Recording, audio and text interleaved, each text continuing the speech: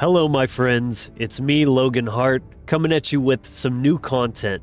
I know it's been a while. I've been hard at work on some other projects, but just a quick update, I want to let everyone know I'm very much thinking in terms of new content. I've got a lot of things that I'm working on behind the scenes, and when I do come back to it, I plan on coming out right out of the gate with lots of new stuff planned and get back into the full swing of it now that I'm much more adjusted and accustomed to the road life. But in the meantime, I'm going to try to put out some content whenever I can, and I couldn't miss this great opportunity to post an absolutely awesome interview that I just did yesterday with Will Keller and Crypt live on the Revolution Radio talk show, which we were able to record, and it was such a great conversation. I just couldn't help but make sure that I posted here to the channel just in time for Halloween. So in this episode, we're going to be getting into some of the historical roots of where this holiday comes from, and probably my favorite part is we dive deeply into the allegorical and archetypal aspects of some of the most famous monsters that we all know and love, and really look at some of the occult symbolism and other aspects such as that. So it was an amazing conversation, so much fun, and I hope you enjoy it. One last quick note, I was a little bit late to the chat, so you'll notice I don't actually join the conversation until right around the half-hour mark. So make sure you stay tuned and watch through the whole video. It's really action-packed and full of lots of good nuggets from beginning to end. So I hope you enjoy, and let's get into it.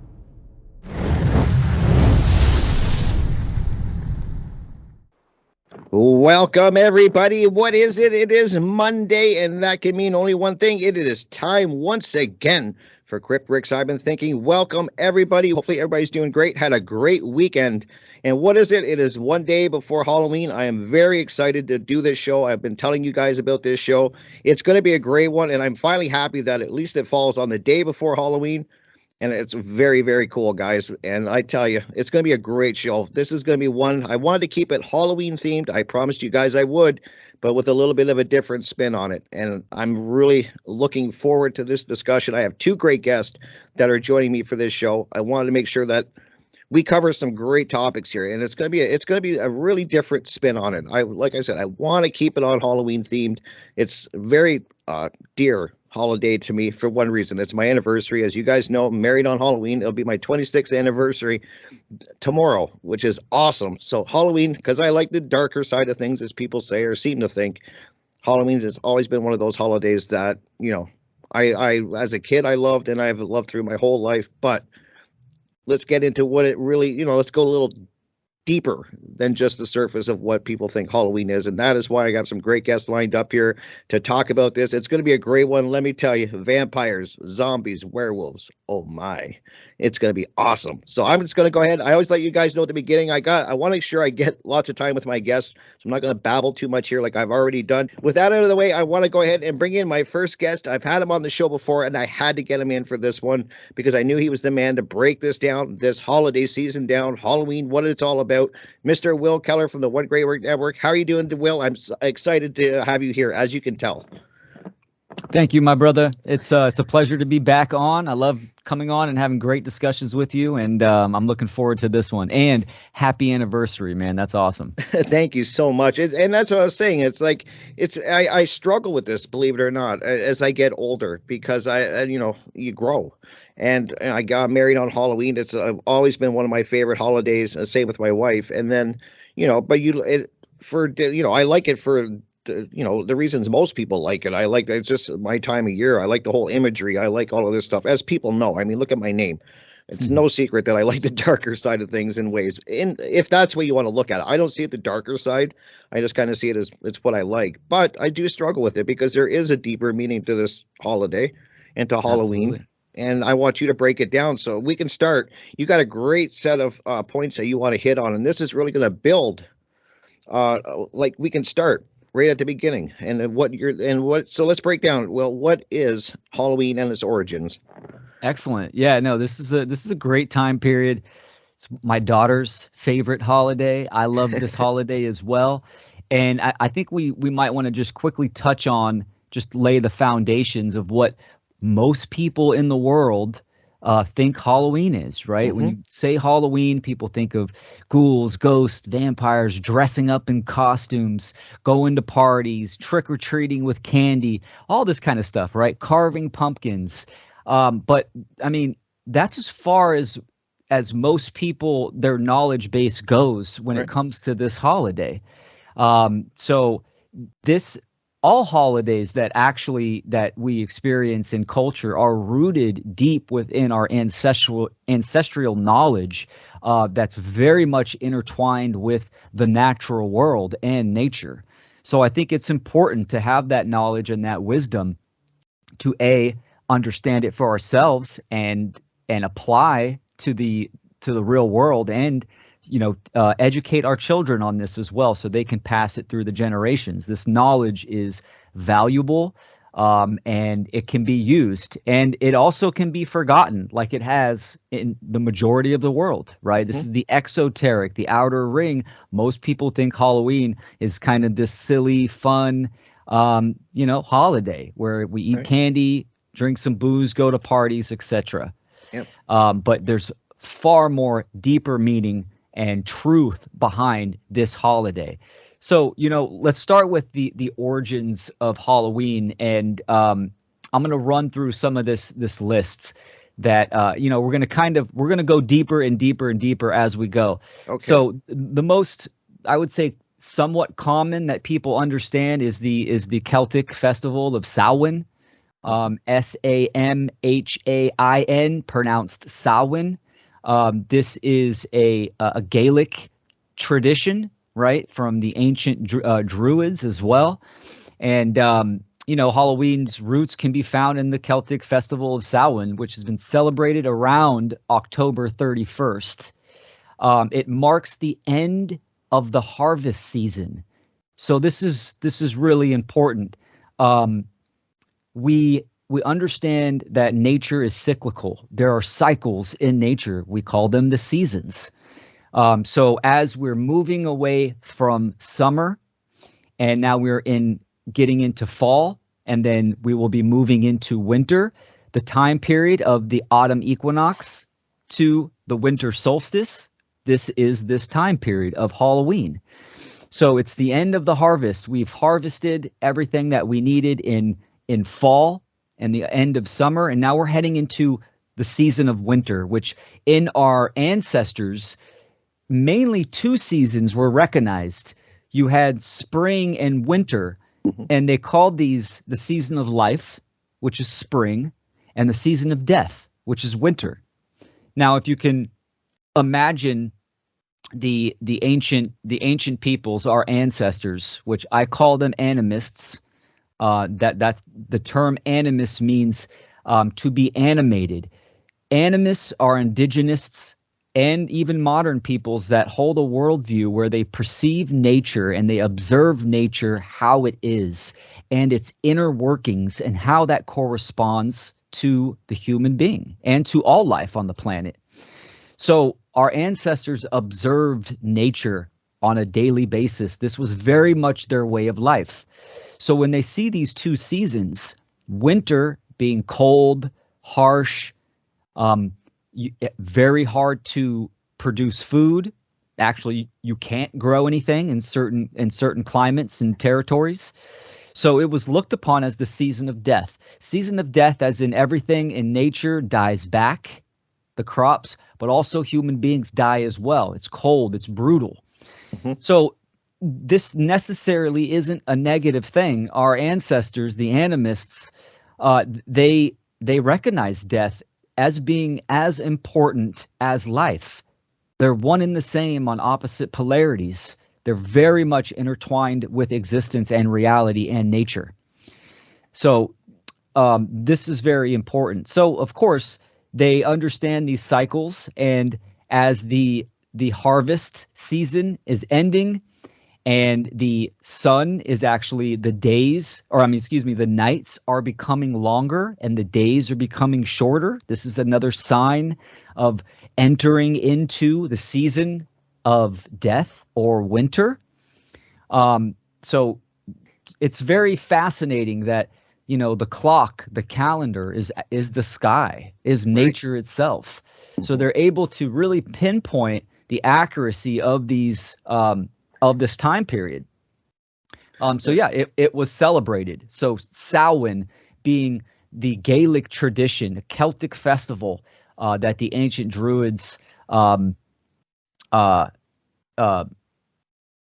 celebrated. Celebrated, right. And what's kind of fascinating, Will, is that I'm just thinking as you're speaking, many things actually, because it's really interesting what you're saying. That's why I'm really honing in on it.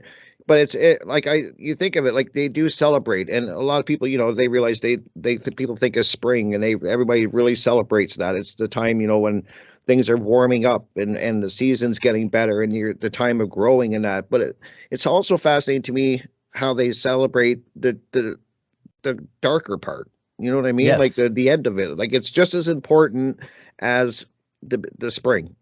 Like they're very important, and I'm not sure how to word it. I hope I'm doing a good job, but it's just fascinating to me that, you know, that it's a celebration. It's you know what I mean? It's really interesting how there's that balance. Yeah, the word that I was struggling to pull out was to venerate. Veneration.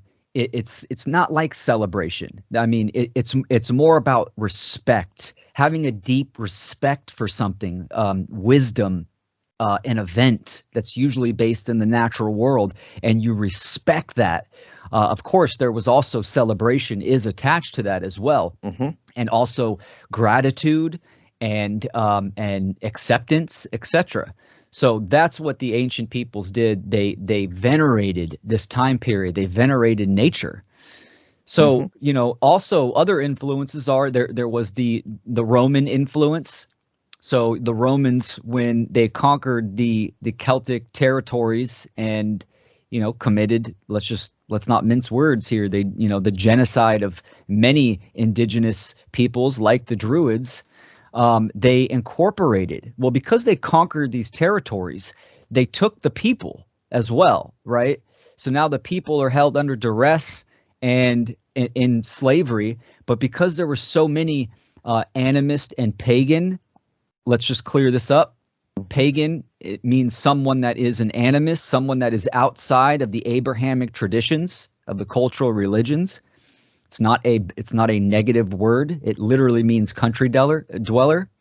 But because the people were of pagan descent, meaning that they did not follow what the Romans believed, and the Romans were also pagan. They were outside of the Abrahamic religions at a certain time period. During that time period, that the Romans, being very intellectual and being great, you know, the strategies that they came up with were, you know, amazing. They decided to incorporate some of the indigenous cultures and traditions into their culture to make it easier for people to conform. Really, interesting. It's extremely important, and they did that many times. I mean, this is another story, but this leads into Christianity as well. But so the Roman influence, they took they took Samhain and incorporated those traditions into Feralia. It's a Roman holiday to honor the dead, and Panoma. It's a festival celebrating the goddess of fruit and trees, and it also believed to have influence from Samhain. And then, of course, there was the Christian influence. So in the 8th century, Pope Gregory III designated November 1st as All Saints' Day. Right. All Saints' Day is still celebrated today. It's also known as All Hallows' Day, right? And Halloween, as we know it in, you know, modern culture, All Hallows Eve is October 31st, so it is the eve of All Hallows' Day, or All Saints' Day, November 1st. So that's to honor all the saints and the martyrs in their culture and tradition, right? Yeah.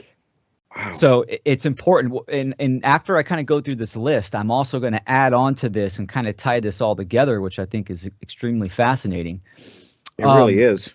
Yeah. Oh, for sure. Like it's just, and as we're talking about nature too, I always think of this, Will, is how disconnected people are becoming from nature. I understand technology and people, but it's got its good and its bad. And I always say that one of the bad things about us, in this technology age, is that we are losing this connection to nature.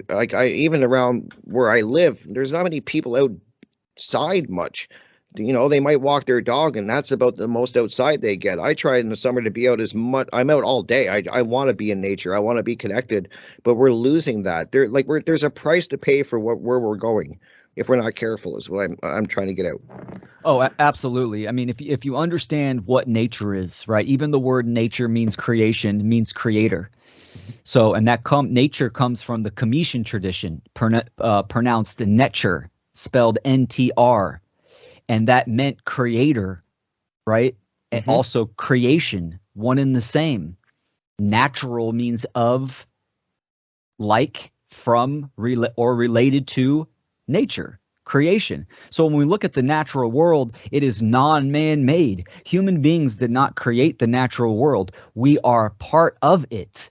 Right. So yes, absolutely. Nature is creation, and understanding, Rick, you being a student of natural law, the laws of nature, we understand that there are these laws. Nature is perfect order. It operates it's a system that is intertwined with everything, including ourselves. So if we, as human beings, if we want to have a mentor, if we want to look to something where we can model our own systems and structures in society, we need to look no further than nature herself, right? She shows us everything. There's nothing wasted. Everything is incorporated and utilized. And it's a beautiful thing. Here's an example, since we're talking about Halloween, right? The calendar. The Gregorian calendar that we all know with 12 months of the year, this is an artificial system created by the Romans, right? It's not actually based. It's very much off of the natural world. Our days and the months have, some have 28, some have 30, some have 31, right?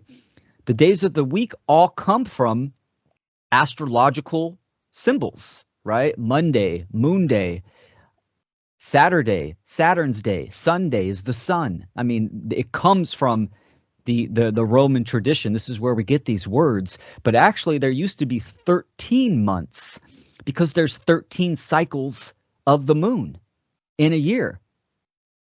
And there's 20.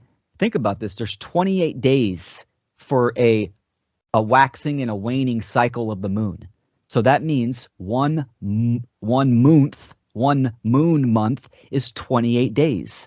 You take those extra days, right? And that equates to another 28 days of the 13th month.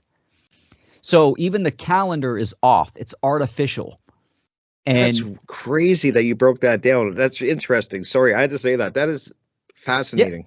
Yeah. Well, yeah. So, I mean, if you look at it, 7 days in a week, we can keep those Monday or Sunday to Monday, right? Sunday, Monday, Tuesday, Wednesday, Thursday, Friday, Saturday. But the months itself, there should be 13 months of 28 days. This would be the natural cycle of the moon, it's easy to understand what a year is if you're observing nature, right? You have spring, winter, spring again, bam, you just lived a year. And days are easy. Sun comes up, sun goes down, rises, it sets. Months are easy as well, but you incorporate that with the moon itself, the waxing and waning, and it's 28-day cycle. So the reason for this, having even the calendar off, this artificial system, is that it's just another example of how human beings are disconnected from the natural world, from the rhythm of life, the rhythm of creation. If we are disconnected to the rhythm of life, the rhythm of nature, we're disconnected from ourselves as well. Agreed. That's So yeah, and people, that was my point too. Is then you said it perfect, Will, is that people are getting disconnected, and it's getting up. It's very noticeable when you see it. Like I think a lot of people are so distracted they don't see it. But even when I was growing up, people were just out more. They were doing more things outside. It was like the whole neighborhood I grew up in was a bustle with people. Like they were all out doing things. They were out in the yard. They were taking hikes in the woods, and they were just really, I think they were very connected. And I just see that this it's starting to, we're starting to see the price, as I was saying, of people disconnecting from nature. And I learned so much, as you were saying perfectly, is that I learned so much from observing nature. And I just wonder how many people actually sit back and even take the time to observe the nature outside and then the nature within themselves. There's this big disconnect that it's getting bigger as time well, goes. yeah, absolutely. And this is why I myself and my brother Logan, we stress the animistic perspective, the worldview, because this is what it's based in. It's based in observation, which equates to self-knowledge, right? You're observing nature. You're also observing yourself and the correspondences, and you're accumulating knowledge. Because like I said earlier, who's the greatest mentor? Nature. Right, the laws of nature, so we can learn a great deal amount. So when we look at these holidays like Halloween, right, the origins of Halloween, and most of these holidays have been around for thousands and thousands of years, way longer than what even the mainstream says, because it's based in a time period of nature itself that has always existed. Right. Very, very true. Yeah, observing this and having this knowledge of nature and ourselves is absolutely priceless, right? And it's extremely valuable. Yeah, it really is. And I'm glad because I'm so happy because we actually have another great guest that's going to be joining us. I'm so happy you can make it. Logan Hart. We are diving, as you know Will Keller, and you know me. So, hey, welcome to the show.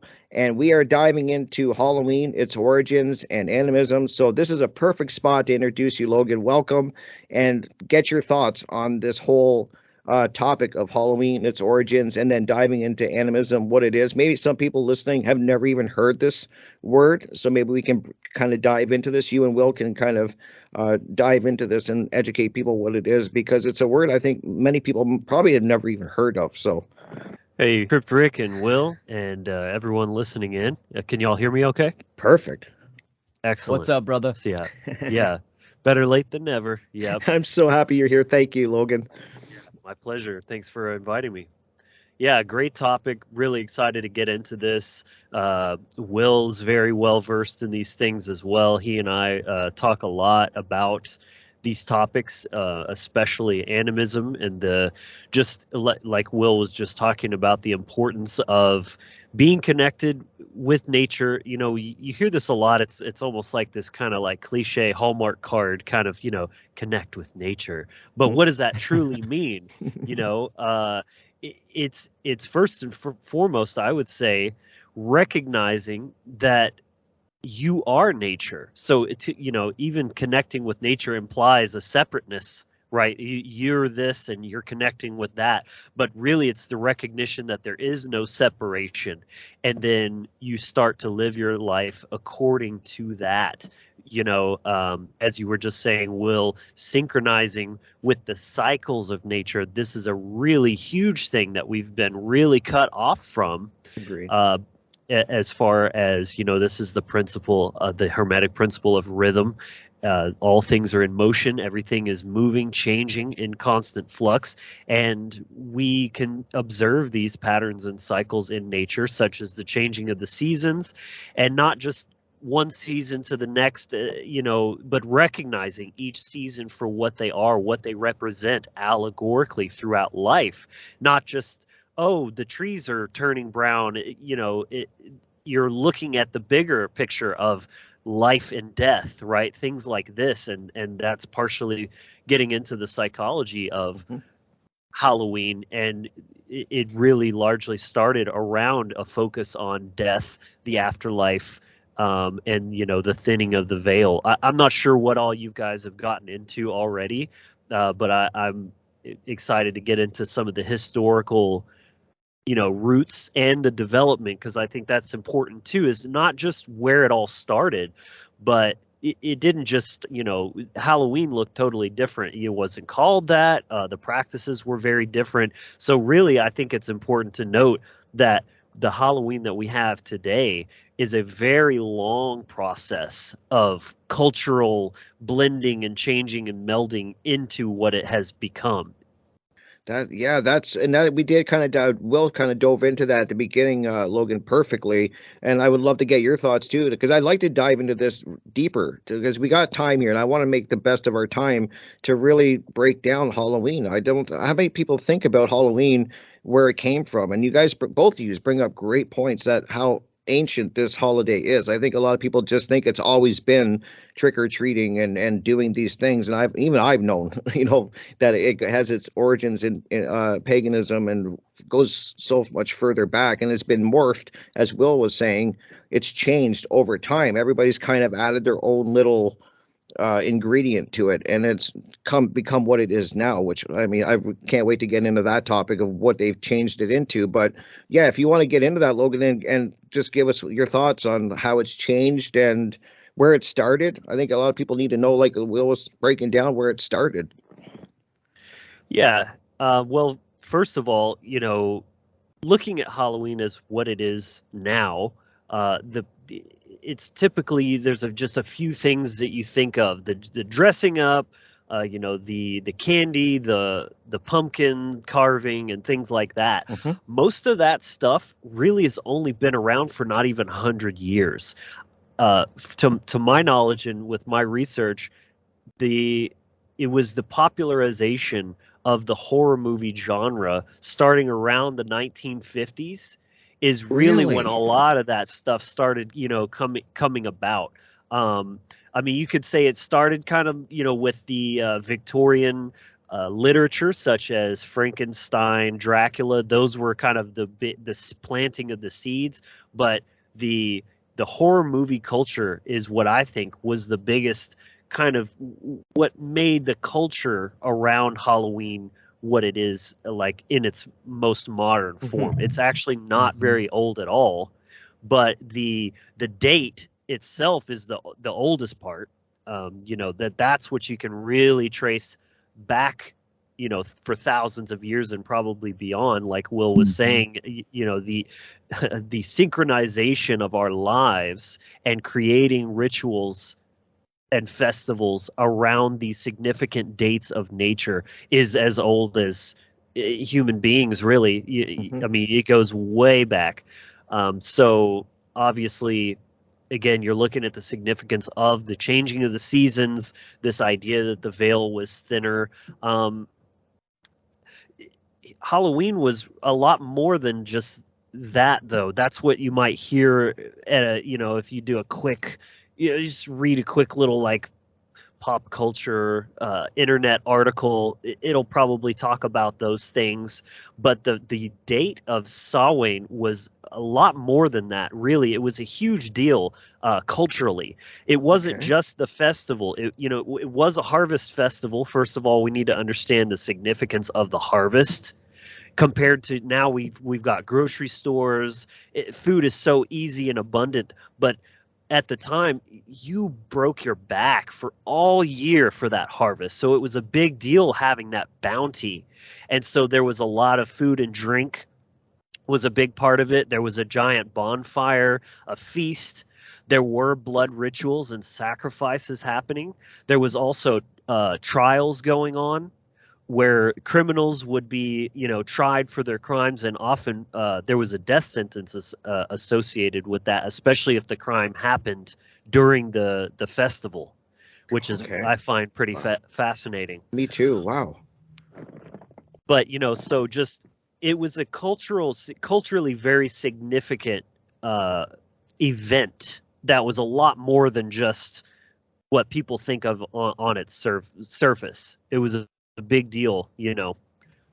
Wow, yeah, that's like that's really fast. I'm really fascinated, guys. I really like diving deeper into this. I love when I can dig into things and kind of find and learn and understand where things come from. I've always been the why guy, like why things like this, why, and so you guys are breaking this down so perfectly.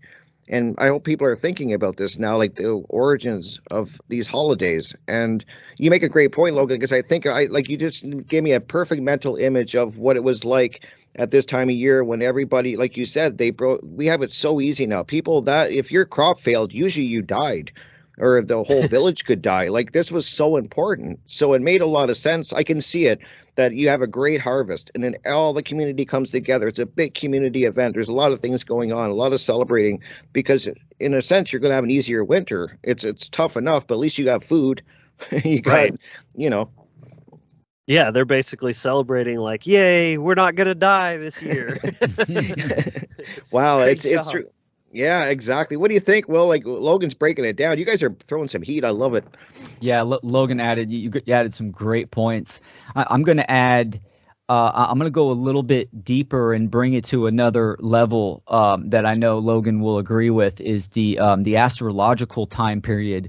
You know, people have to understand that, you know, when we hear of Samhain, and these names, just like Logan said, right, the names have changed over the years. This time period was venerated all across the planet, from Peru to Australia. I mean, everywhere, thousands and thousands of years ago. The reason is, how do all these ancient traditions and cultures, you know, celebrate the same time period at a very specific point, right? I mean, October 31st to early November. I mean, this was celebrated. There's lots of evidences of that. Well, as long as men have drawn breath and had two eyes, they've looked to the stars. The stars is the sky clock.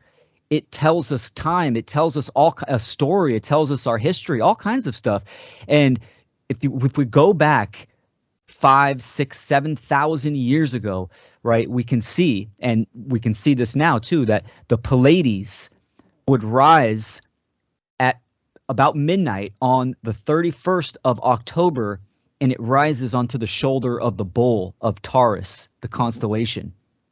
And there's many depictions and evidence of the drawing of the Pleiades, the constellation, on the shoulder of Taurus, the bull. There was many sacrifices for the bull as well. That was a big part of the tradition, which all the traditions around the world share the same sacrifice of the bull to venerate the constellation of Taurus for the Pleiades. But there's also something very interesting that happens. I think it's every 7 or 8 years. It is the Taurid meteor shower. Now, if we go back, and again, I'm pulling knowledge from a great researcher, Randall Carlson. Right.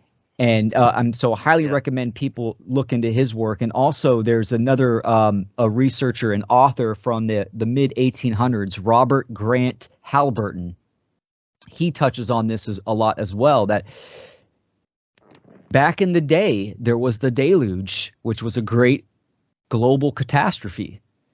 With, you know, we talk about flood, where a comet crashed into the earth. Now, it was during this same time period that we are in right now.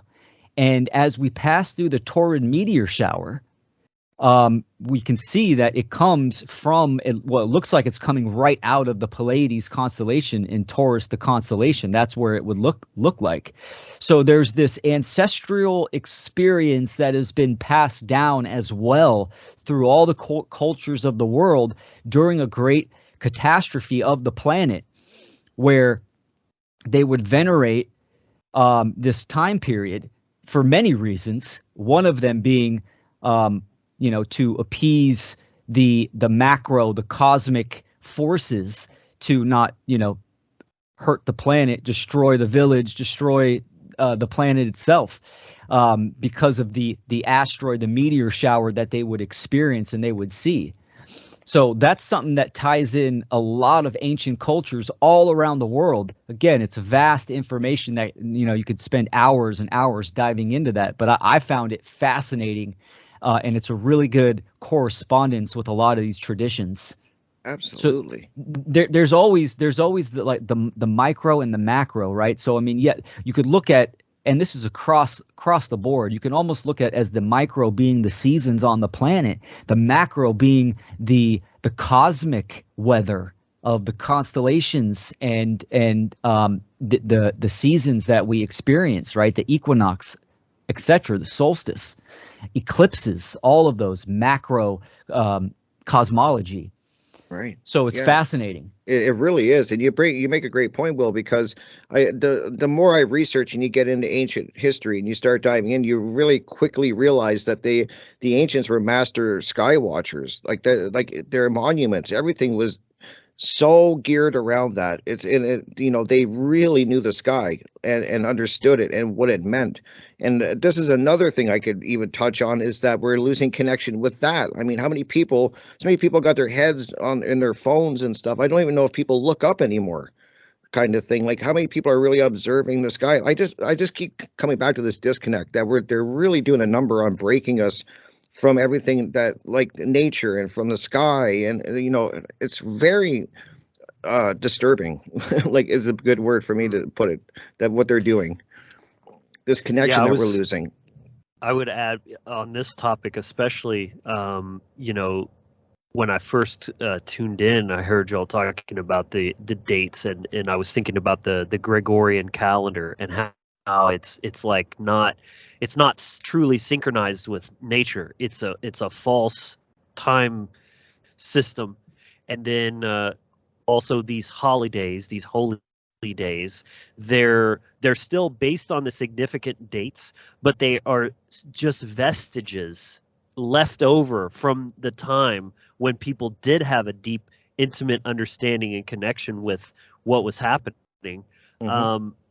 It's like a placeholder. It stands as a proxy for something we understand on a deep psychological, like subconscious level, because we've been practicing these things for tens of thousands of years and beyond. We know, we're not conscious of it. So we're practicing these things without not having any conscious knowledge of what we're actually participating in.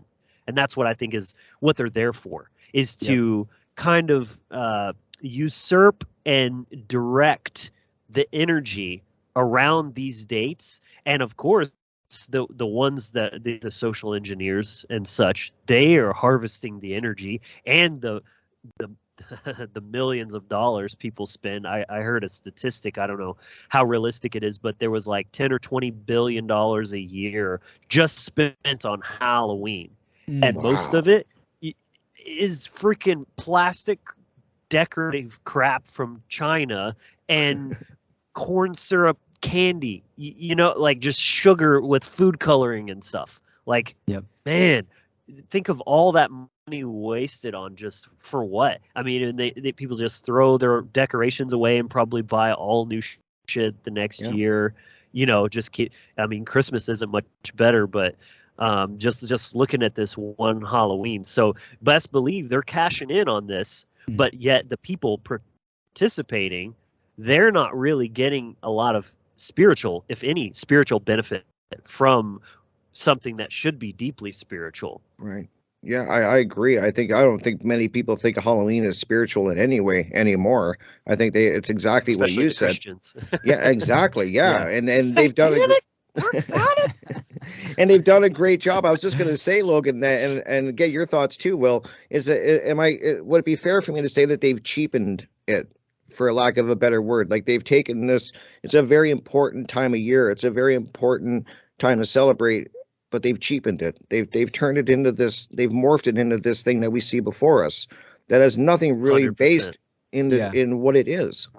Yeah, there's definitely, it's been usurped is a good word that I like to say. And then that has been, programmed and conditioned culturally over time, where, I mean, Logan, what you said, absolutely hands down was perfect. And this is something that, we need to recognize as animists, viewing everything as levels of consciousness and energy.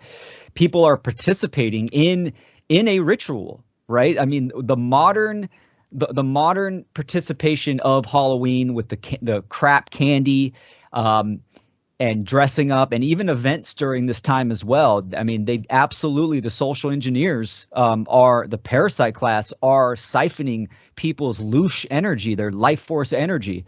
So it's either, are you aware of it or not? And what are you doing about it? Like, what is your energy? What's the context of your energy during this time period?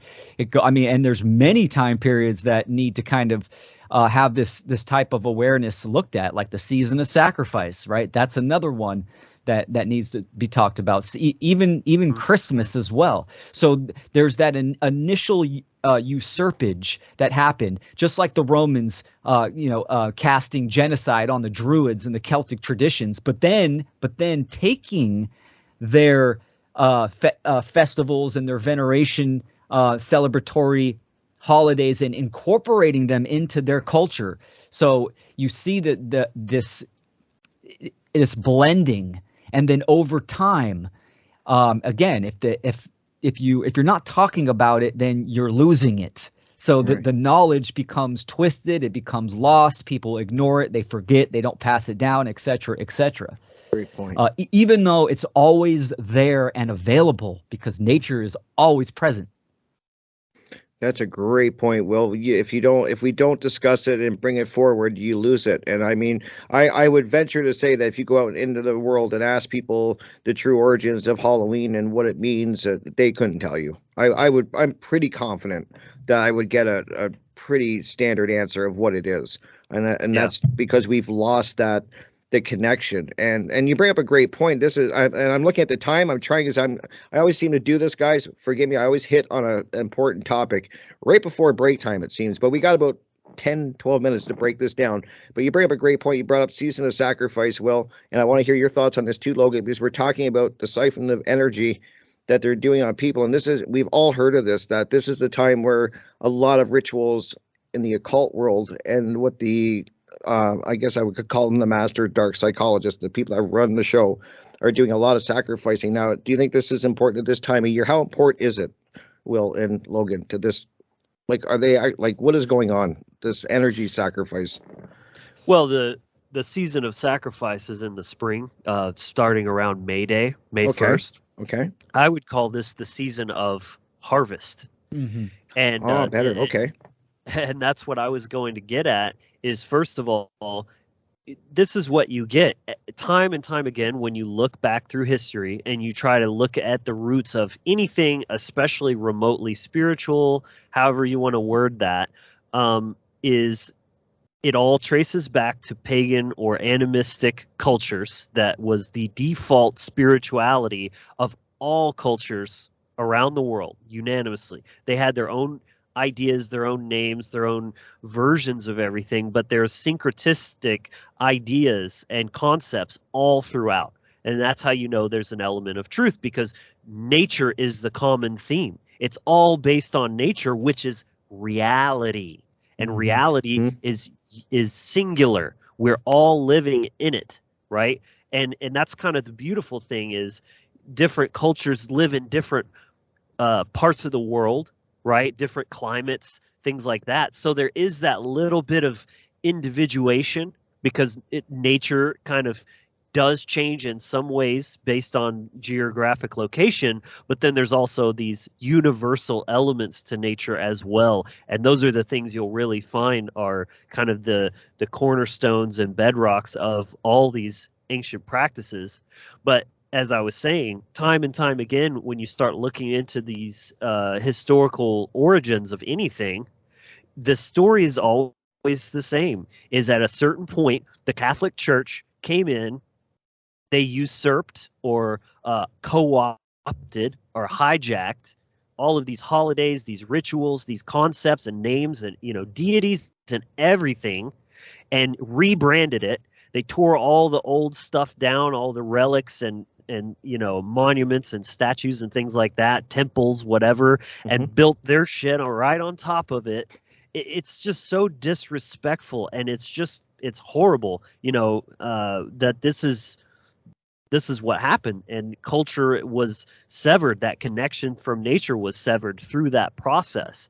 But last point I want to make to kind of tie this together is that that's an unfortunate aspect of history, but the beautiful part about it is we can still come to understand these things ourselves and practice in our own individual kind of ways. So taking it back to this idea of the season of harvest is like, you don't have to go and do this big ritual. You don't have to go to some event or social gathering or whatever. What I do personally as a modern day practicing pagan is I just align my mentality towards what's happening energetically.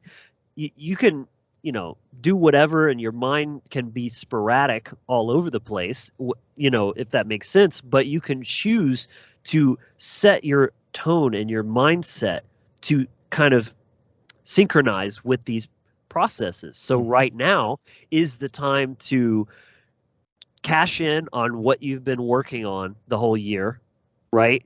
And prepare for the winter, which is signifying death. It's the weather is cold. You spend more time inside.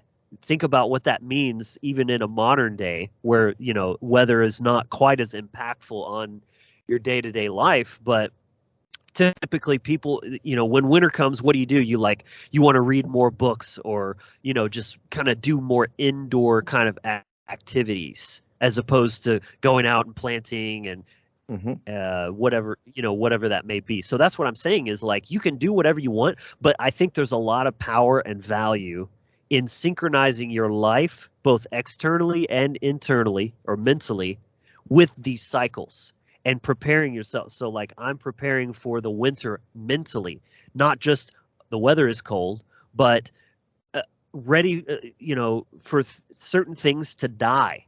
That death and rebirth cycle is so important to embrace. Parts of yourself are going to die, and you want to let that go. Relationships that are no longer in alignment with you are going to die, and so just Absolutely. embracing that. And then when you've, because that death, it's like the order out of chaos. You lean into that, you embrace it. And then when everything that should die has died, then you've got a clear place, and now you have all this compost that's going to fertilize the soil for the next cycle to begin. And then you start planting again. So this isn't just about literal harvest and planting and like agriculture. Everything from a pagan mindset is allegorical and very spiritual. So that would be the time where you start some new projects, right, during the planting time. And then harvest comes. You harvest, you reap the benefits, you clear away all that has overgrown or is just not serving. And so you have a clean space to start it all over again. Logan, that is amazing. You pulled what I was thinking out of my head.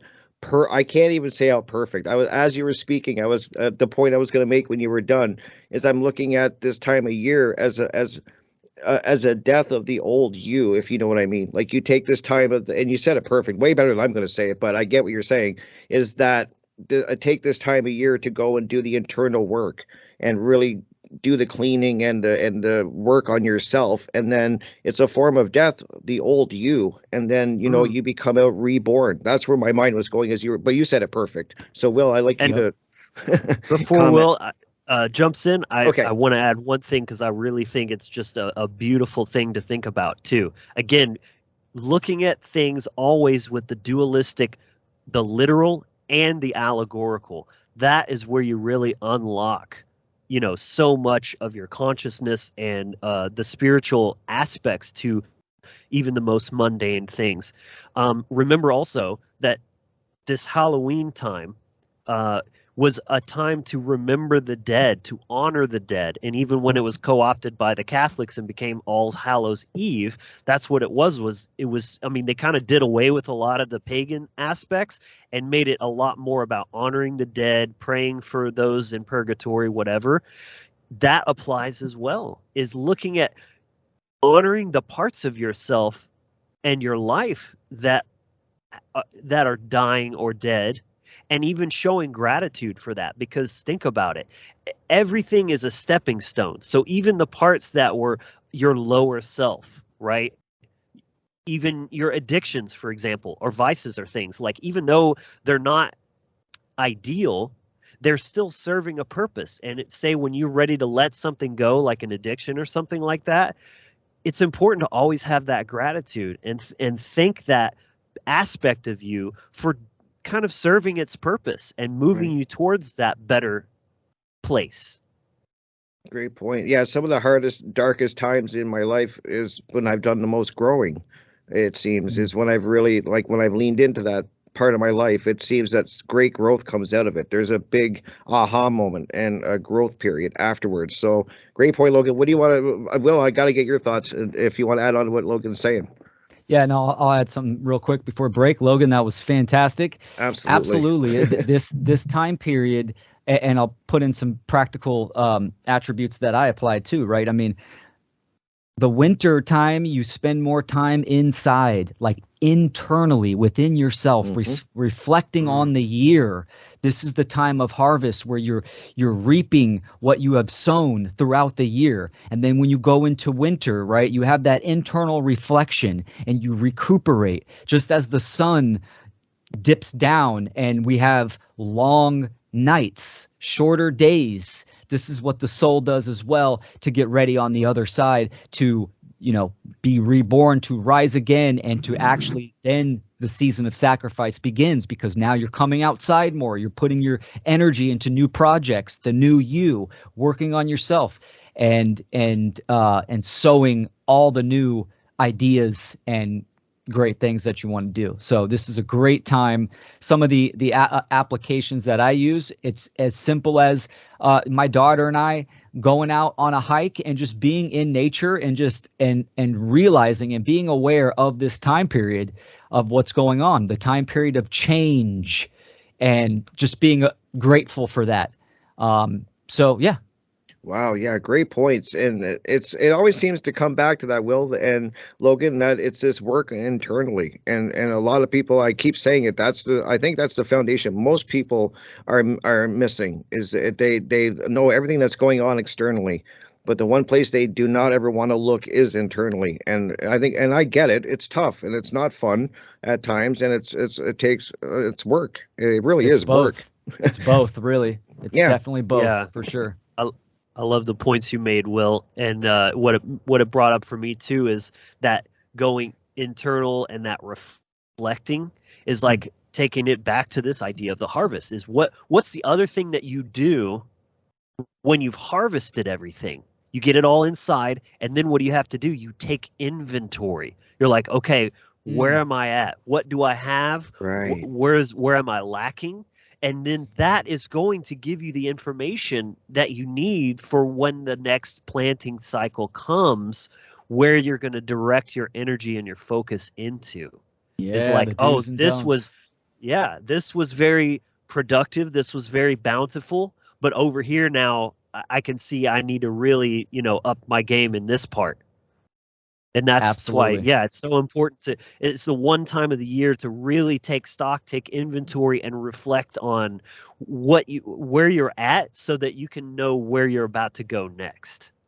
That's a great point. It is taking stock, taking inventory of where you're at is a great. It's just a perfect way to describe it, Logan. It really is, and it's so important. I just wonder how many people actually do take the time to sit and do what you're speaking about, like to really examine everything in their life and to work on it, and then get rid of what they don't need. That's so key. It's just a really I can't ever stress it enough, and I know it's like a broken record to a lot of people listening, but it's just because I know it's that important. That is what changed my life so drastically, was doing the work on myself, which I do every day. I'm a work in progress, so it doesn't happen overnight, that's for sure. Absolutely. Absolutely. Wow. Hey, there we go. You guys are right in sync. Look at that. But yeah, I think we got like 2 minutes. So I'm excited, I'll guys, say for hour something. two. I'm really excited for hour two to get into, and because Will's got some great things we want to touch on, and like Halloween and its modern world. Like I'm just thinking of like, and we kind of did dive into this about the corporations and the movies, but maybe get into that a little bit more and like what they've done to it. And then, relating, I want to get into, modern day vampires and stuff. And what I mean by that, guys, is, energy vampires. And then you can even look at zombies. How many people, when you look at society, it's like a zombie society almost. So there's some great correlations I think we can get into an hour or two for sure.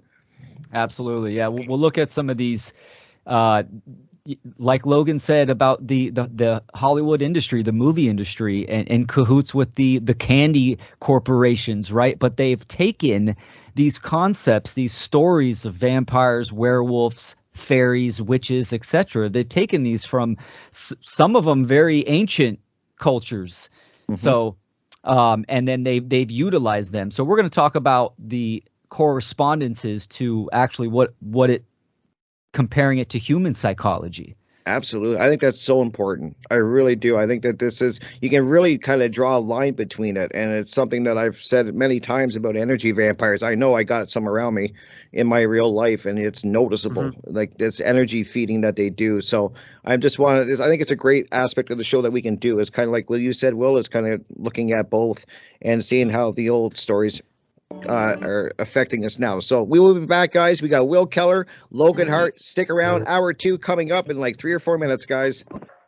Welcome back, everybody. We are already here. Hour 2. The first hour, once again, I always say flies by. And I sometimes wish, guys, I had 3-hour shows, because it seems when we just start getting into the good stuff, the show's over. So thank you guys so much for being here and being part of the show. I can't thank you enough, Will. I can't thank you enough, Logan. As I was saying at the beginning of the show, I've been looking forward to this one for like a month now. So it really is a show that I'm excited to be doing.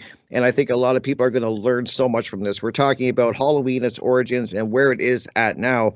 And Will, let's get into Halloween and the modern world. And I think we should start with the corporations, because Logan brought up a great point.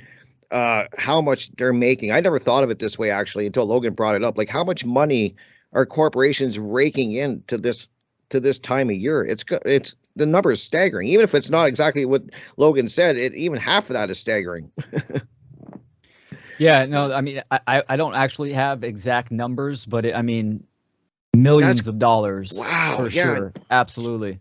Jeez, yeah, it's just crazy to think like the money that, and then not to mention, I just keep, and then once again, I think, Will, is that, we get in like talking about the candy, and then we know what that does to people. It's not healthy in any shape or form. And then, it's just this whole business wrapped around, it just keeps growing when you start looking at it. Like, you get at that aspect of it, and then what happens to people's health, and it can't be good for you. This stuff that kids are dumping into their body, and they've made such a big a deal out of it with their trick-or-treating and stuff. They've really got their mitts into this and corrupting it.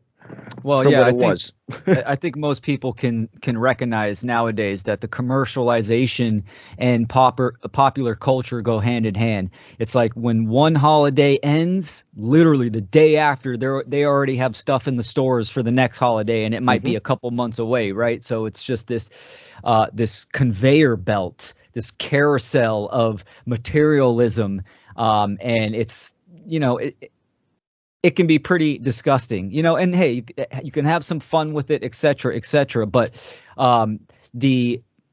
the ignorance, there's a rhyme and a reason for these time periods and why the social engineers are doing what they do. We touched on it, about the manipulation and the control of energy, right? There's a reason why there's wars going on right now at this time period. There will be a reason why there are false flag events or certain psychological operations when it comes to late March, April, and May during the season of sacrifice. And then in 5-6 months from now. So there's a reason for everything. There's a certain energy on the planet, in the morphogenic field, in the ether, on the macro level, and we are very much incorporated in these frequencies. We are tapped in. The question is, are you tuned in?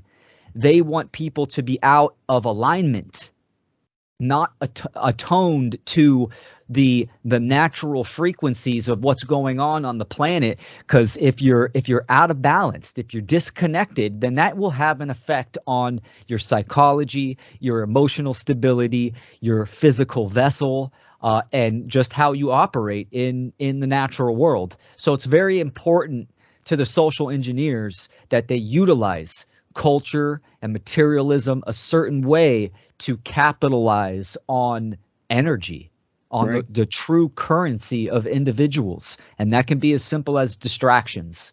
No, that's a great point. And what they do, Will, is it's as you're saying, it's they just give it a little nudge. It seems like that's all it takes to get people off the energy and the frequency of what we're talking about. It's just this little nudge kind of, and then it kind of throws everything off balance.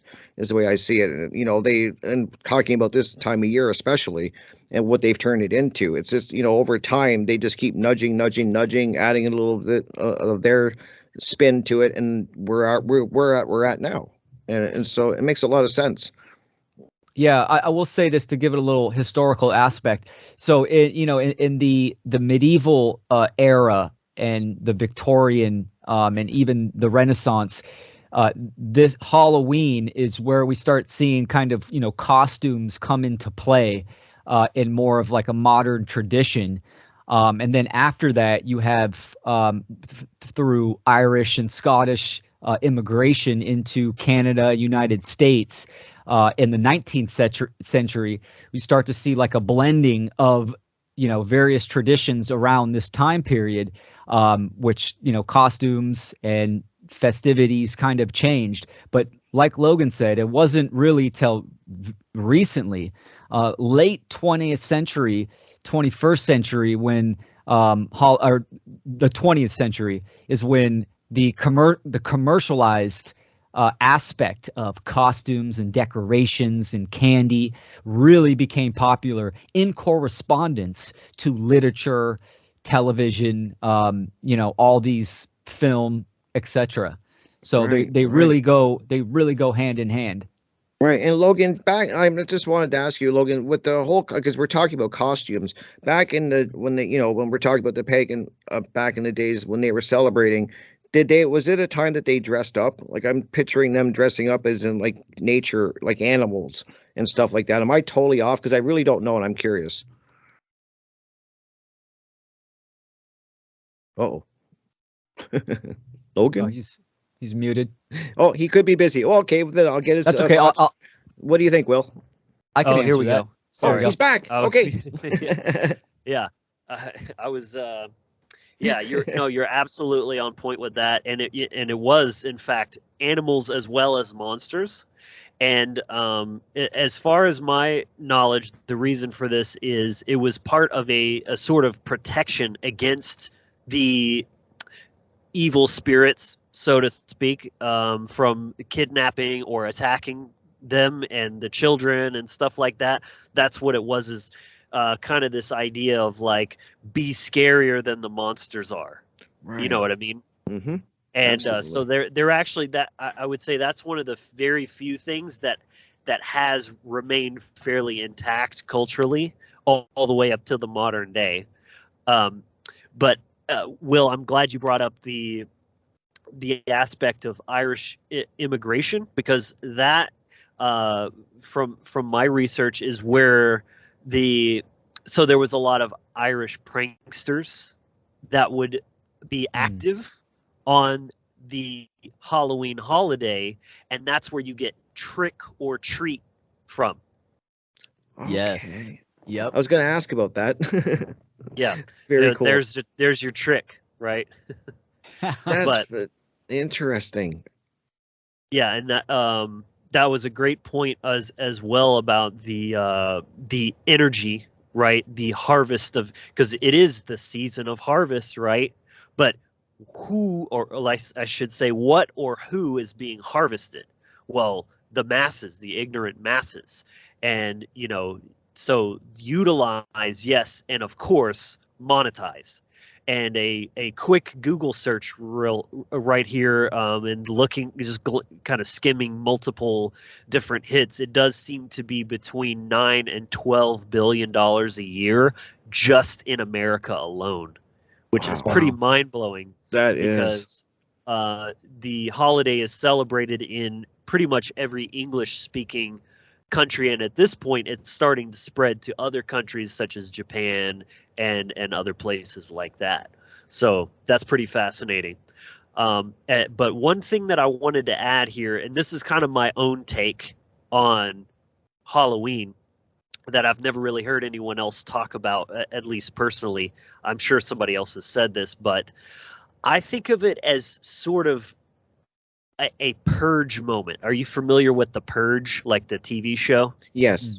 Yes. So it's this idea that once a year, everybody's allowed to kind of let all their dark side out, right? Mhm. Because we repress it so much, and the worst things get, the depression, suicide. Like there's clearly a lot of mental issues going on in the world. That's true. And so people just stuff it down, and these monsters are growing, right? Because as we know, ignorance or ignorance doesn't fix the problem. In fact, it typically makes it worse, especially when it comes to the subconscious and unconscious mind. The more you ignore something, the louder and bigger it becomes, because it's trying to get your attention, your awareness. So this is why I think Halloween has become, I mean, ask any normie. They're like, what's most people's favorite holiday? For a large part, it's Halloween. And why is that? Because that's the one time of year that it becomes socially and culturally acceptable to be spooky, to revel in the darkness and the gore and the terror and the fear. Mm-hmm. You know what I'm saying? Yeah, and exactly. Of course, they're the corporations and everybody to harvest and monetize that. But that's what I think it is it's an energetic letting kind of ritual, right? Letting is like bloodletting. It's like to allow to pass, or almost like you're opening the steam valve to let off some pressure that's brewing under the surface, because most people are like kind of ignoring and everything's fine and love and light, and especially the more Christian programs are running in the mind, it's very like, oh, we avoid the darkness, we don't acknowledge the darkness because that feeds it. And then you have this one day a year, or the season, it's not just the day, it's the build up to it, and people really just revel in that normality of getting to let their dark side out to play. That's a great point, and you bring it. And I'm just thinking of the movie The Purge, because you just mentioned that, and I was just talking to somebody about this, and I'd love to get your guys' thoughts. Maybe I'm totally wrong, but I think I'm closer than I want to be. Is that if there was a day, if they did make this happen, I'm terrified. I think people would go. Am I crazy, or do you guys think that people would go along with this? If there was a purge where you could do whatever you want for one night, and that means kill anybody, murder anybody, do it, and just let that, like Logan's saying, with that energy out. Do you think people would go for this? I think we're almost there. Am I wrong, or just what do you think, guys? And if I am, tell me. I think human beings are capable of doing whatever. This kind of brings up the question of human nature, right? Right. Are human beings, is their nature one of good or bad? And the correct answer is that we are programmable. So if you have a civilization, a society that's completely unconscious to self-knowledge and to the natural world and how reality operates, they can easily be misguided, misdirected, and that ignorance for sure can program them to be a certain way. I mean, we look at our current condition right now. I would say the majority of human beings are more animalistic in their mentation. Right, how they operate, they are operating from strictly the reptilian or the mammalian aspects of the brain and the body, right? Just this is where we see emotional reactiveness all the time, fight or flight, survival mode, me, Aggression. dog eat dog, Aggression. aggression. Absolutely. The true human characteristic is one of logic, reason, and holistic creativity, and to generate, to create, Temperance. and temperance. Exactly. These are human qualities that animals do not possess. This is what separates us. And obviously we can observe in the world that the majority of human beings do not have this state activated. Right, Very, very right. well said. And I would add too, when I think about, if it's an interesting thought experiment, Rick, I like that you brought this up. When I imagine what that would be like, the first thing that came to mind was it would be like a mass version of the Milgram experiment, because it would be Right. authority giving people to authorize violence. And it's like, well, we've been authorized by the authorities, then it's all fine. And mentally and morally, most people on some level have some infection of moral relativism. So because they're brainwashed to believe that authority does dictate right from wrong through religion and government primarily, and culture as well. So if it's culturally and government sanctioned, I absolutely think that not everyone would get behind it, but a disturbing amount of I agree. people would. Yep. And there's other reasons that I say that. There's some comments that I see on things like a police brutality video, for example, or the absolutely horrific and violent things that people say to women, of like, I hope someone are dash dash dash you, things like just just absolutely savage. And yeah, they're just saying things, but again, if you take it that next step and authorize people to do things like that, I think not everyone would, but a lot of people would. Right. Especially when you consider just the overall violent, like, you've got shootings are happening more and more. There is a very violent nature brewing and brooding under the surface, and so giving it that sort of like official, pass, Yeah. or that little nudge. sanctioning. It's that little nudge. I think a lot of people would go for that. Yeah. And Because you see I that violence culture a lot online, by just the things that people say, people rooting for, just more violence to happen, or they're the videos with that kind of stuff go more viral, things like that. That just is go in the indicative. comment section. I was going to the comment section to read it. You get a good feel for where people are at by reading the comment section of these videos that we're talking about in other videos. You get it. It's a good gauge. And you're right. A lot of people are very aggressive, and so I keep worrying that that nudge. And I'm like you, Logan. I don't want a blanket statement saying that everybody would go purge happy, but it's there. The potential is there. Thoughts, Will? Yeah, I agree. I agree with both you guys said. That's fantastic. Let's look at the word monster. The etymology of the word monster, right? It's monstrum, which is Latin, and it's a divine omen of abnormal human or animal characteristics. That's very telling, right? If you have a human being that does not have its human characteristics activated, and they are obviously not animals, but their animalistic and reptilian characteristics are activated, and they are immoral in their actions. They are going against nature and the rhythm of life. This is it's abnormal, right? It's not in the flow. It's not in harmony. So that would be a monster. That's a great point, because if you really, and this is a perfect segue into the topic that we wanted to get into, where we're actually kind of unpacking these archetypes, these mythologies of horror genre and that culture. That's one thing that you can really like, it didn't really even occur to me until just now when you were saying that, is that's the one common theme that all of these monsters have, is that they're human like, but they're melded with something different. So Right. werewolf is a man wolf. That's what werewolf means, is man wolf. A vampire is a human that's been merged with like a vampire bat, that's a bloodsucker, a parasite.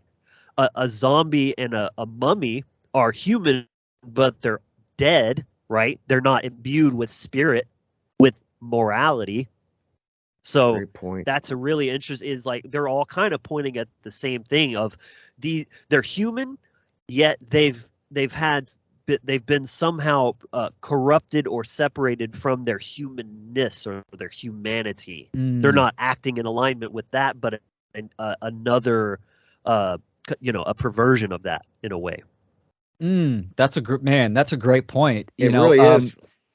Kind of doing some research on these topics, I found that in most of the movies, right, the classical monster movies, horror movies, absolutely there was those two categories, right? The inhuman creatures that encounters humanity, and also humans that are created into monsters that are stripped from their humanity. And it seems like the allegory of the story, the human characteristic always prevails against its counterpart, which I find, that's obviously a positive, moral of the story, which is kind of cool.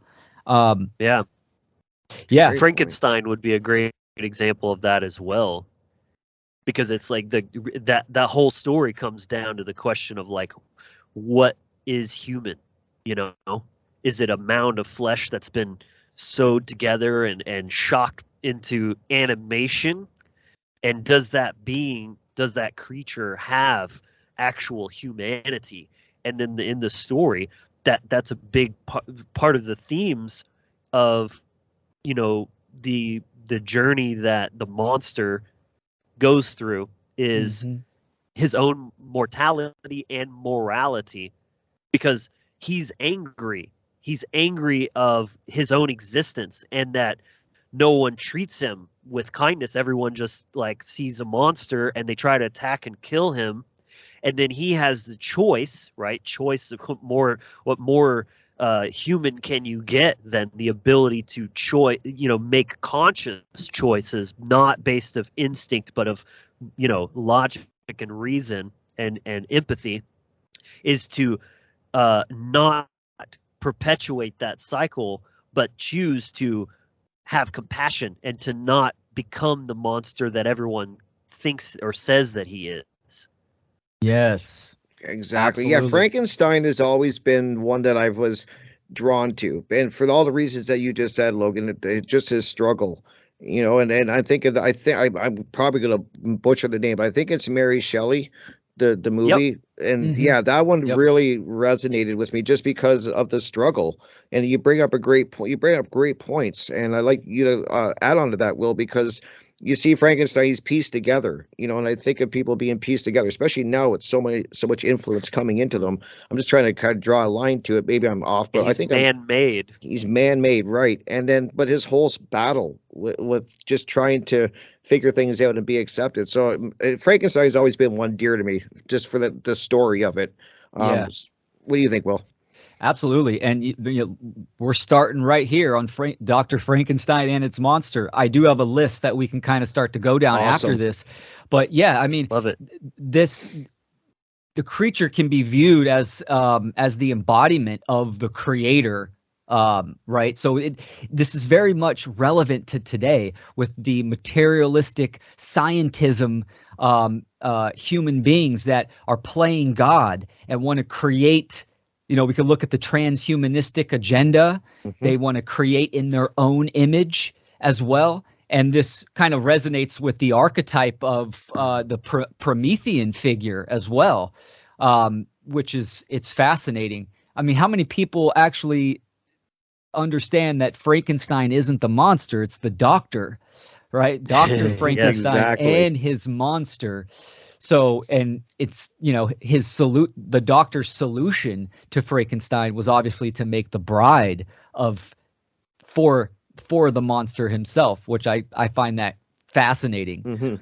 But yeah, no, it's good. So I definitely see Dr. Frankenstein very much as modern scientists in this day and age.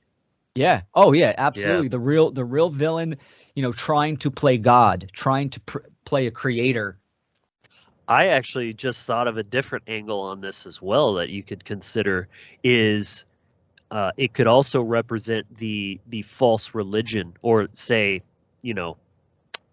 Jehovah creating humans for not to be free to live their own lives however they wish, but to be, almost like, well, from the doctor perspective, it's all about hubris and clout, right? Look what I've created, look what I did, and that's kind of very much the Christian doctrine. I say that because I was raised Christian, so I'm much more familiar, but they all have elements of this, of the whole purpose of mankind was God created man to bring glory to him, to praise him. I mean, it's just totally narcissistic, just like Dr. Frankenstein. Yeah. It's not, and it's anti-free will if you really get down into the foundation of it, the philosophical basis. Exactly. Yeah, that's great. Yeah. I went through Christian school and everything, so I feel you, Logan. I feel what you're saying, and you bring up a great point. And yeah, Frankenstein. That was one I actually, like I was saying, I've always been fascinated by, but all of them for their own reason. I've always kind of, I draw these parallels. And so you have a list, Will, like is Dracula must be on the list. It's alive. It's alive. All right. Yeah, no, absolutely. Let's go down the list. Number one, I had vampires, and you can incorporate Dracula, Dracula being obviously the most famous out of this character. King Daddy vampire. Yeah, exactly. Which, it is Dracula, the character. And then they became all sparkly and mass produced. Yeah, right. Exactly. Fluid.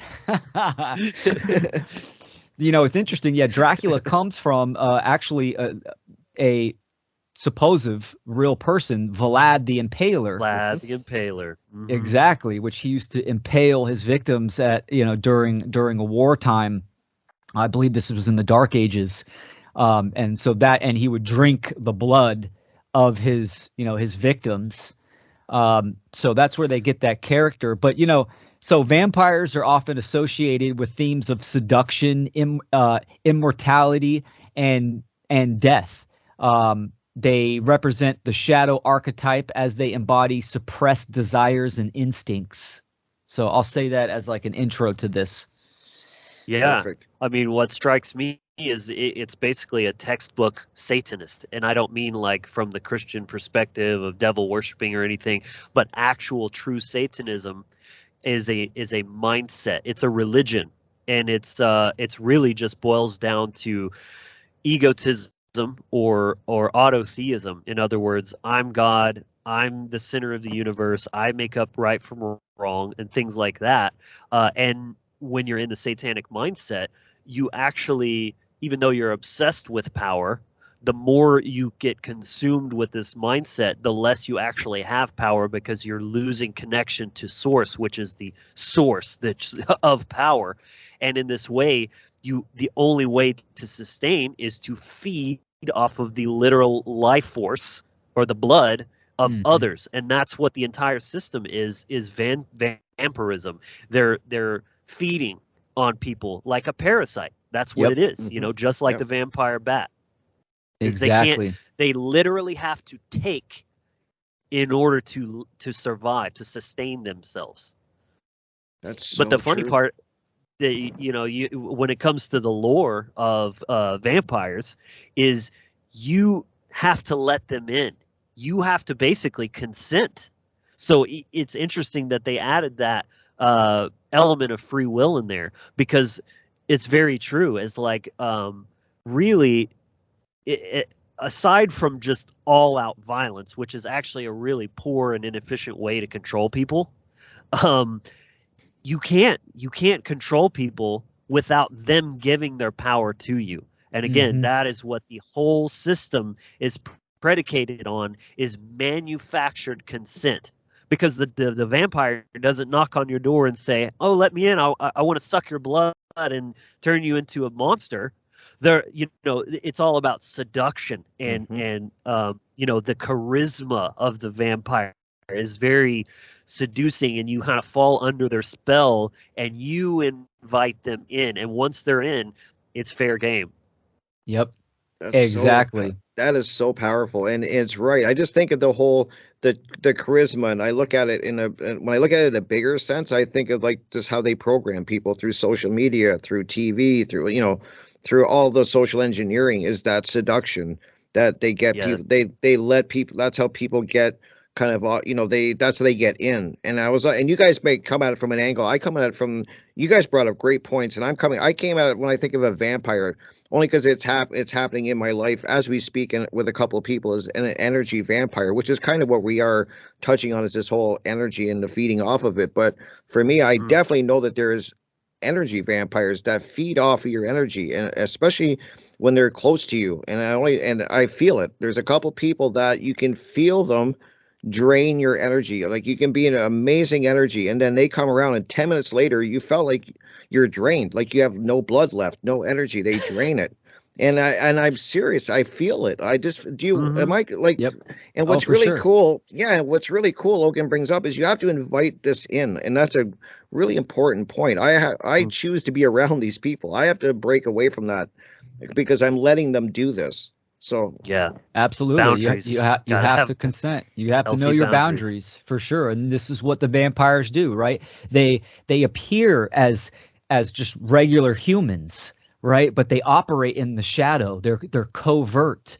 So that's where the seduction and the manipulation mhm. comes in. So they do can so you can consent to this, and absolutely the blood is the life force.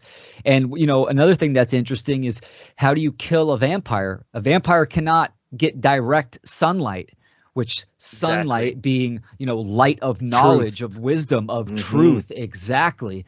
That will immediately set ablaze to Yes. a vampire, or a Alchemical. stake through the heart, right? Stake through Mhm. the heart signifying care, because a vampire is careless.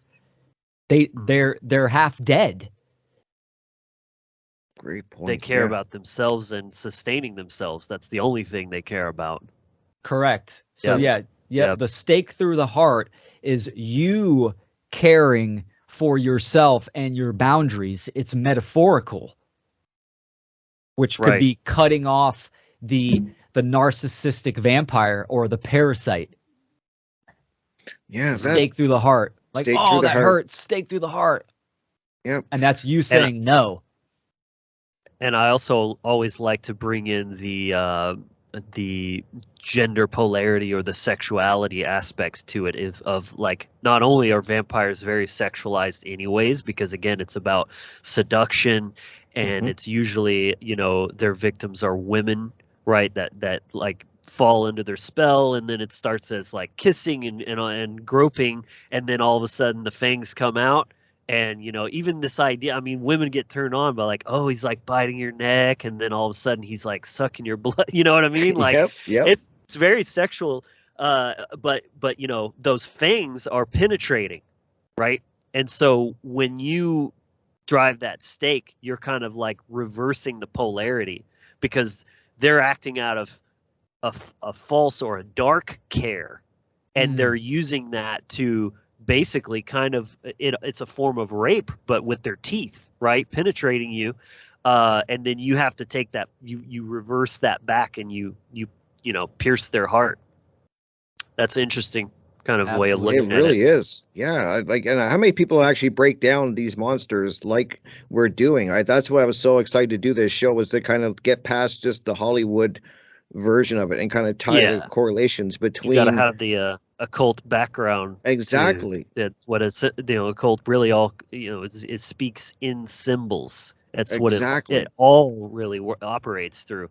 One other thing I wanted to throw in there too about, because we were talking about the whole consent thing, is that really kind of puts some light on the whole victim mindset of like when people complain about people in their life and everybody's treating them poorly and this kind of thing. Is like they're not taking responsibility for the role that they're playing.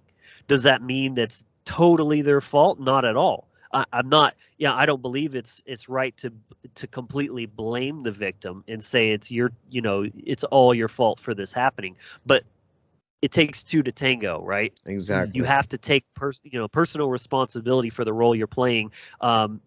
Is it right to suck people's blood? No, but who invited them in, right? Yeah. Who said who was falling under their spell, basically, and Exactly. at the very least, like, it doesn't excuse what happened, but that's the opportunity to take inventory, to reflect, and to say, how did this happen? What are the choices that I made to lead to this undesirable outcome? And therefore, the most important, always, back to the natural law perspective of cause and effect, what caused this, and therefore how can I prevent it from happening again? Yeah. Very true. Yep. That's a This great. one, yeah, this one's great because I mean, the allegory and how it's archetypal and the metaphor is extremely relevant. The social engineers are a class of human beings that operate in the shadows. They see humans as cattle to feed off of, right? But yet they need our consent. The real power lies in each and one of us, and strength in numbers. They need the consent of the masses. So it's a really good allegory. I agree. This was gonna. I knew he was gonna like this whole vampire one was gonna be a great one, Will, because of how it's so relevant, like to what is when you break it down like we are to what's going on. Another one that I think is very big, right, to dive into is the zombie, because That's number that's two how that I had on the list. there Yep. you go. See what I mean? We're thinking of like break her down, Will. Absolutely. So zombies, like a reanimated creature corpse that feeds on the flesh of the living, right? Extremely popular. Night of the Living Dead, The Walking Dead. I find this very relevant today as, the mindless masses, a zombie that's just lightweight animated where they can just move around and do basic functions, but yet don't have the capacity and the activation of the higher human characteristics, the holistic intelligence, right? With logic and reason. So, it reminds me of, apocalyptic type scene. Oh, like The Walking Dead is a great example, right? This is also why the social engineers call the masses the unbegun or the dead. They don't have that self-knowledge. Yes. They're zombies. They're not self-aware that they are zombies, that they are ignorant.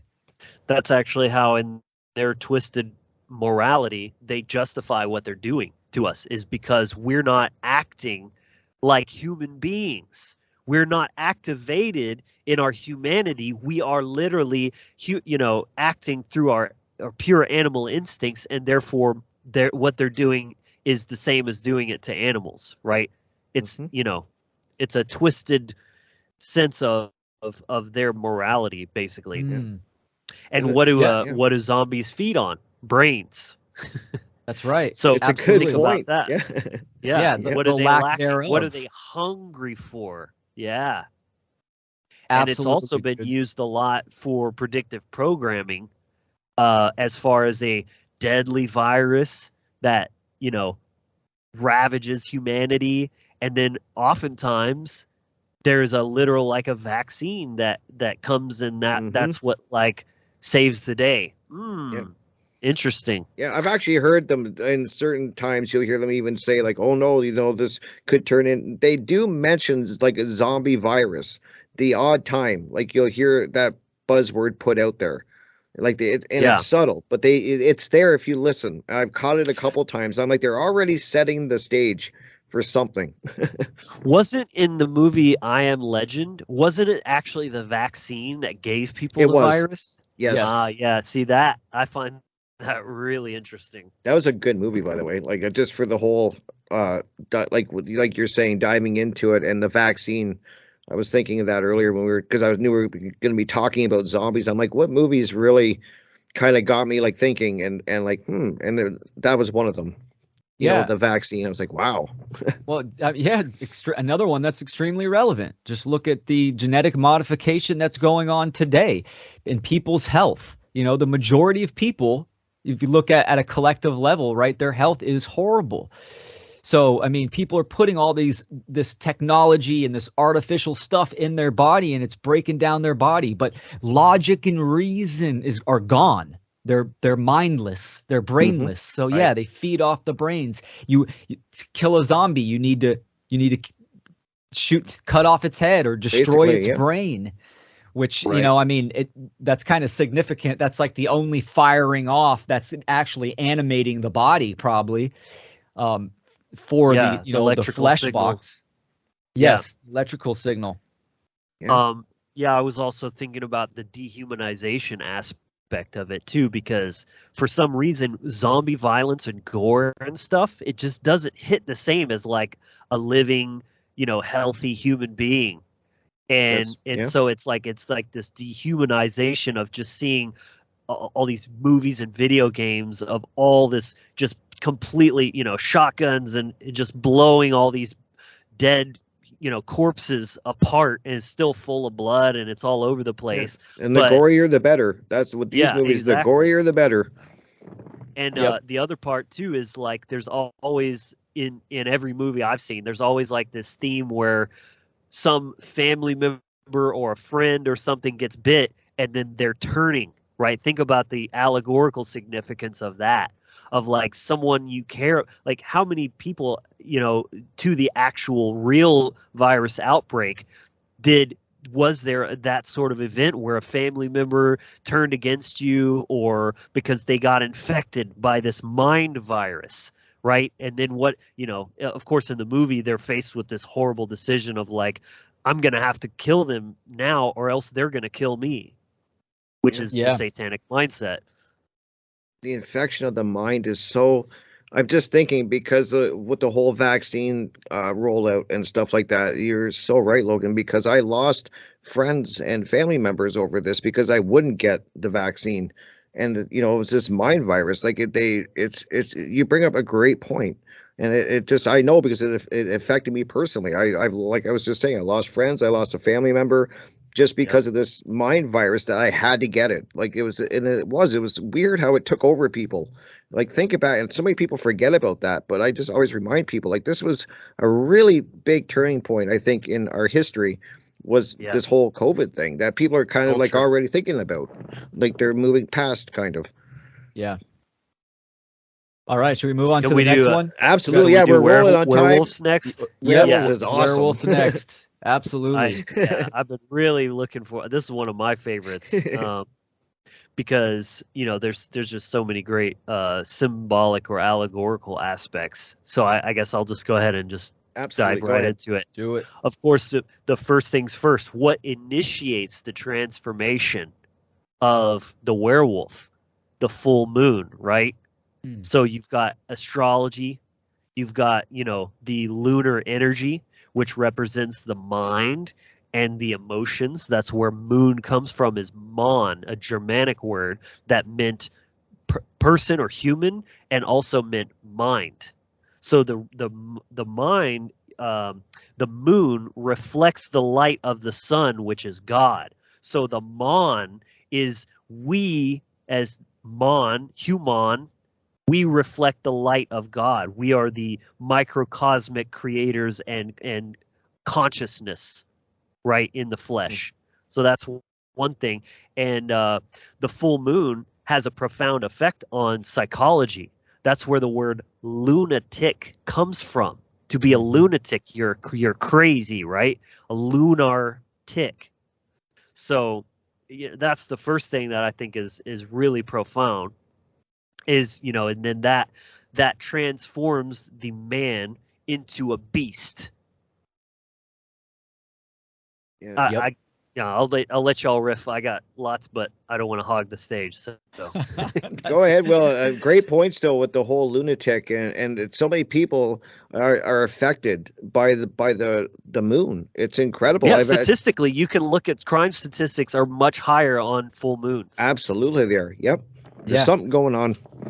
Well, yeah, I would say, the lack of knowledge and discipline within oneself. There is that impact energetically and psychologically and emotionally from, the macro forces like the moon. And that has an effect on people, but people are completely unaware of its influence of these forces. The werewolf, it represents the struggle between one's higher humanistic or civilized versus the primal instincts.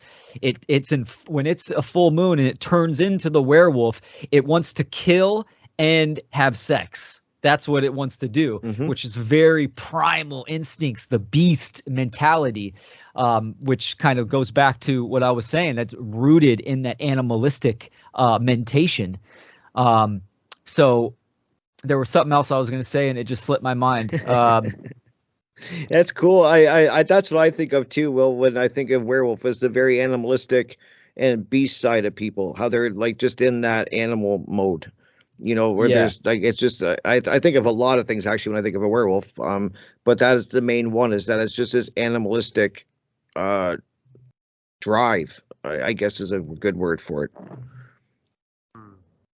Yeah, absolutely. It's very So the next thing I can throw in there is what is the bane of a werewolf? How do you kill a werewolf? Silver. That's exactly. What it was. Yep. So this is deeply alchemical. So in alchemy, silver is associated with the lunar, with feminine and receptive qualities. It's a symbol of purity, clarity, and reflection. So as opposed to gold, which is the masculine, right? The sun. So again, it's the transformation and purification, which is interesting because the lunar started the process and finishes the process. So it comes back into itself. Yes. But in alchemy, the goal of alchemy is to transform base materials into something more refined and pure, and silver is representing that the high quality product, basically. Purity. That's what I was thinking. Right. Yes. Yep. Purity. Yeah. Very You interesting. could even say like innocence. Very interesting. Yeah. Yeah, because that silver, the purity, it changes the werewolf back into a man. Yeah. I mean, like, you could even think of this. Ooh, I just thought of this one. I thought of a point that perfectly does or like aligns with what I'm saying. So this idea of purity and the lunar, it's all feminine energy. So what typically is the thing that causes a person, a human, to behave as a wild beast? It's trauma, right? It's the imbalance of the masculine, where you have been taught through suffering that the world is hostile and dangerous, and therefore you have to be this raging rah to survive, right?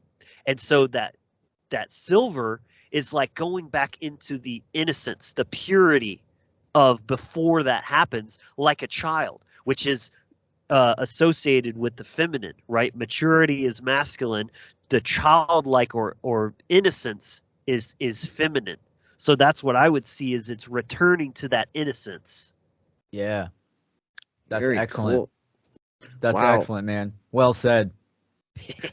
Well, it's just really cool. I remembered the thing I was gonna to punch in there with that.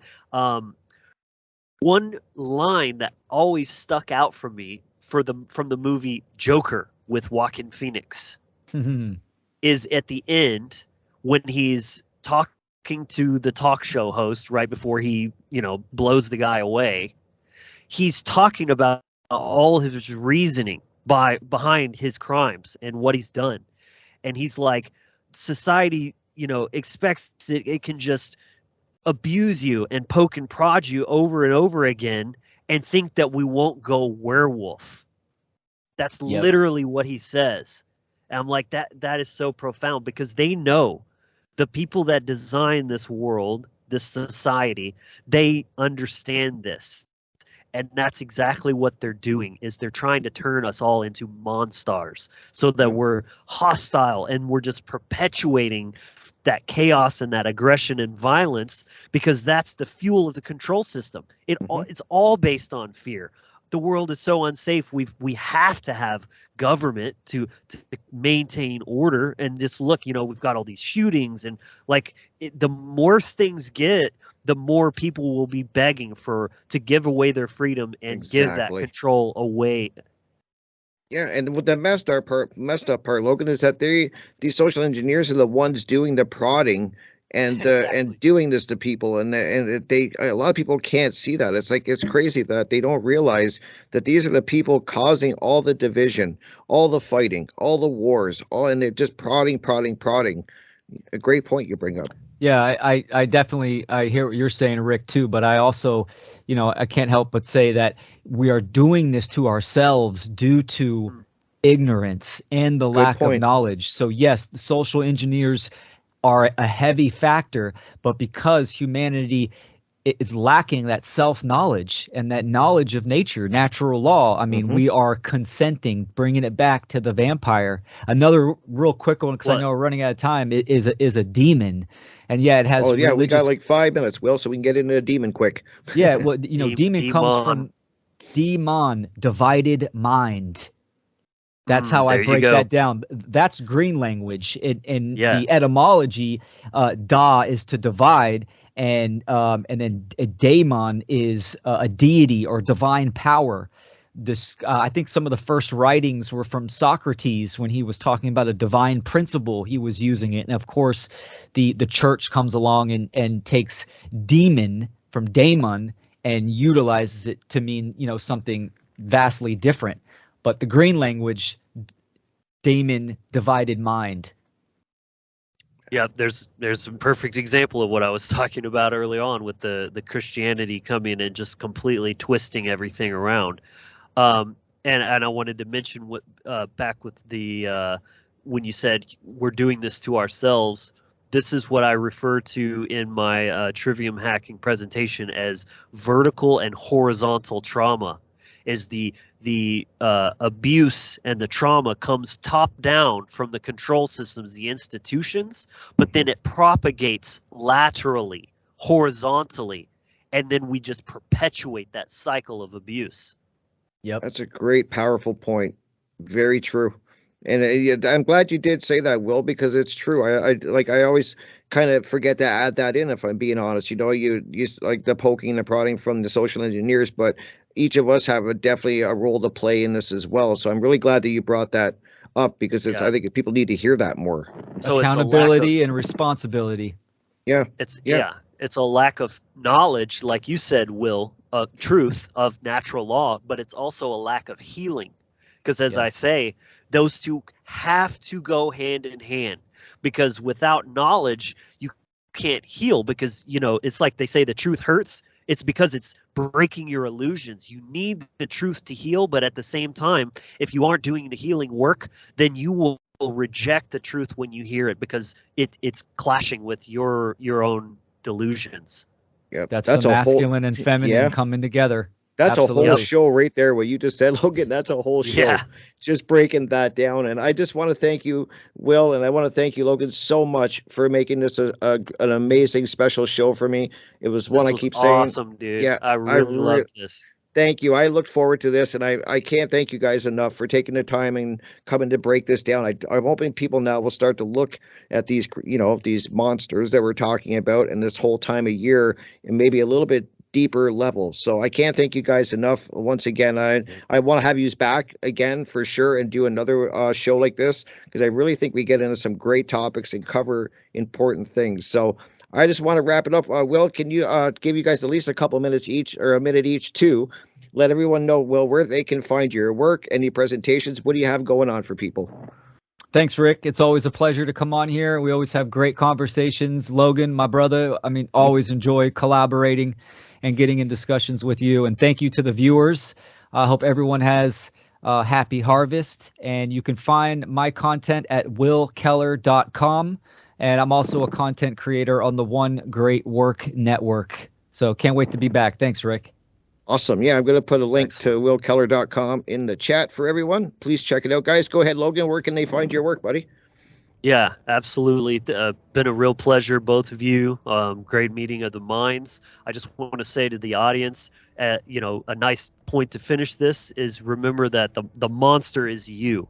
And it's the one looking back in the mirror. We all have these darkness, these aspects inside of us. It's important for us to go through that alchemical process and transform that into something useful, and then reintegrate it back into ourselves, not to compartmentalize it and then let it out to play once a year, because that's what we have now. So again, thank you. This was an absolute blast. I hope everyone got value from it. If you want to check me out, go to thewizardfactory.com. All my work is there, and definitely find me on YouTube, thewizardfactory.com, and follow me on Facebook, Logan Hart. Perfect. Thank you so much, Logan. Thank you so much, Will. I did put links in the chat for both of your websites, so please, everyone listening, go check it out. There's so much incredible content and knowledge there.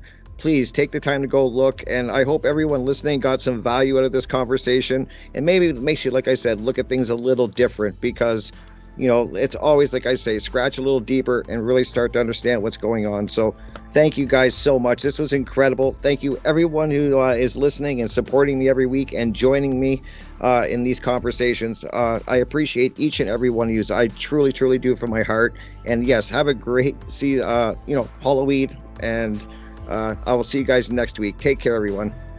So there you have it, everyone. I hope you enjoyed that conversation as much as I did. And again, I hope you all stay tuned. I know I haven't been as active here lately. I've got a lot of great ideas and plans in the work. I'm just really kind of building up steam and getting all my ducks in a row, so to speak. And I got a lot of great stuff coming your way. So I'll see you soon. Much love, and take care, everyone.